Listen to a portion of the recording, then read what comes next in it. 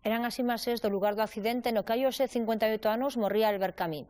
3 anos antes gañara o Nobel de Literatura. Entre as moitas relacións sentimentais que mantivo, hai unha moi especial para nós, a da actriz galega María Casares. Coñeceronse en París o día do desembarco de Normandía, ela tiña 21 anos e el 30.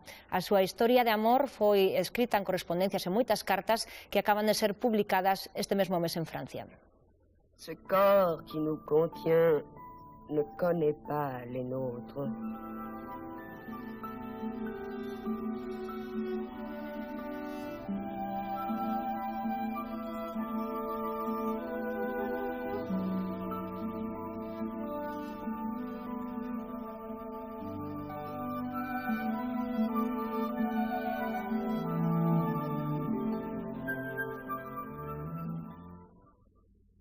Esa foto do final era a única que sae no libro de correspondencias que acaba de ser publicado. Xa estás aquí con nós, María Lopo, moitísimas grazas por vir. Investigadora, escritora, ensayista, biógrafa de María Casares. En primeiro lugar, que supón a publicación por fin despois de tantos anos desta correspondencia? Bueno, é un agasallo inmenso para todas as persoas interesadas tanto pola vida e obra de Camus como tamén, claro, pola vida e obra de María Casares. É un volume impresionante, son máis de 800 cartas, case 1300 páxinas, e, bueno, hai un material moi interesante para o investigador, pero tamén para o lector ou as lectoras, porque, bueno, é dunha gran calidade literaria. Cal é a historia destas cartas? Por que estaban agochadas ata o momento? Bueno, sabíase que existían e é unha correspondencia que, chegado un momento na súa vida, María Casares vende a filla de Camus, a Francine Camus, coa que ten unha excelente relación, e, bueno, foi unha maneira de preservalas e, pasado un tempo, pois, en palabras de Francine Camus, porque, bueno, o tempo pasa, porque a memoria desaparece e, entre outras, a memoria da actriz de teatro, non? Máis difícil de manter que a do escritor, pois ofrecer a todos nós esta fonte de saber sobre eles. De que falaban os dous? Foron máis de 15 anos de relación intermitente? Sí, foron 15 anos de relación. Eles coñécense baixo ocupación en 1944, inician, como ben dixeches, o día do desembarco de Normandía, inician unha relación amorosa, cun período de separación ao final da guerra.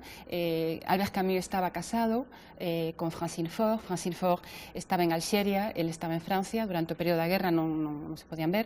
Cando ela volve a Francia, a relación entre eles pois ten un período de estancamento que retoman cando se volven a topar outro 6 de xuño de 1948 e, bueno, a partir de aí pois manteñen esta relación hasta o fin tráxico de Camus nese accidente, que acabades de mostrar. Eran dos persoeiros de momento no mundo das letras, ela unha gran dama do teatro.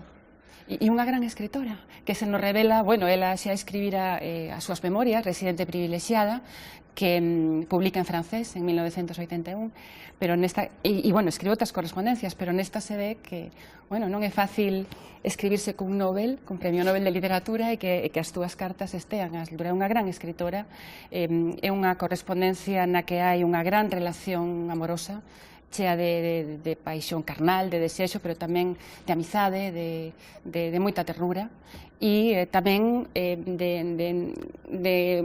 cuestións profesionais, é dicir, eles tiñan unhas obras creativas que ian parellas e tamén había un gran apoio a nivel creativo, non?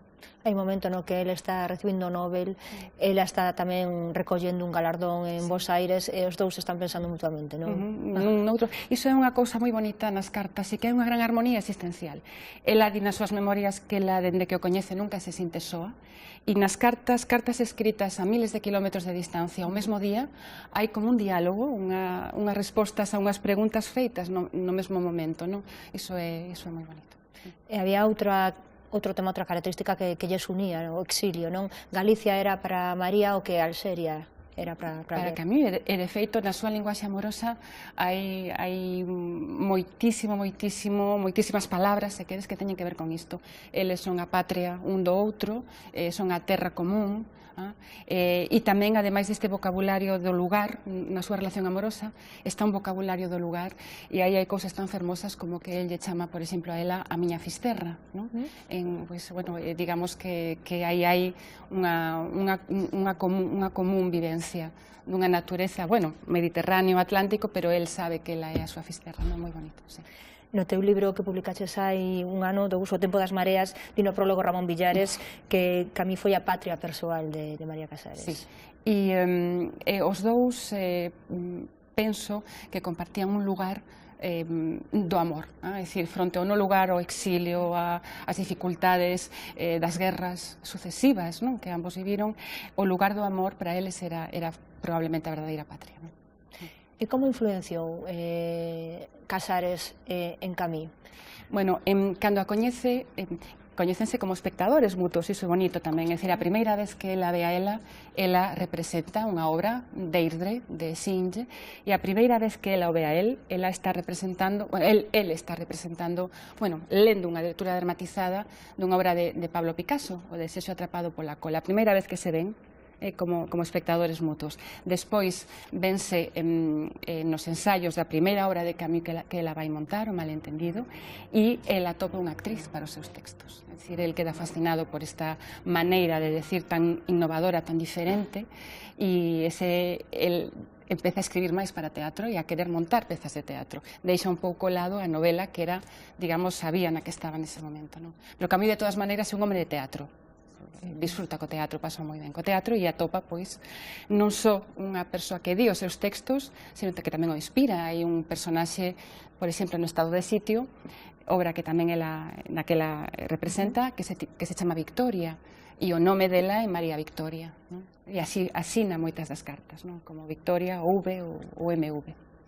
Esas que axudan estas cartas a redescubrir para moitos que non coñecen a figura de María Casares, incluso aquí en Galicia, non penso que igual ás veces non está a altura que... Sí, eu penso que sí, porque nas cartas vese, por unha banda, unha muller, actriz, creadora de primeiro nivel europea, e nela tamén, a través dela, o exilio, o noso exilio republicano, posto que a través dela tamén conservamos nesas cartas unha memoria de toda unha sociedade, de todo un mundo que existe en París en torno a ela, e iso tamén é importante para nós. E para ti, como biógrafa, como investigadora, xa estudaras as cartas que lle mandaba a seu pai, a Santiago Casares, que sentiches a lelas? Pois, o ler as cartas de María Casares nesta intensidade, porque son máis as cartas dela, os envíos dela, son máis de 300. Cando digo envío, pode ser unha carta, pode ser unhas postais, un telegrama, pero as cartas son moi longas, ás veces escritas en varios momentos do día.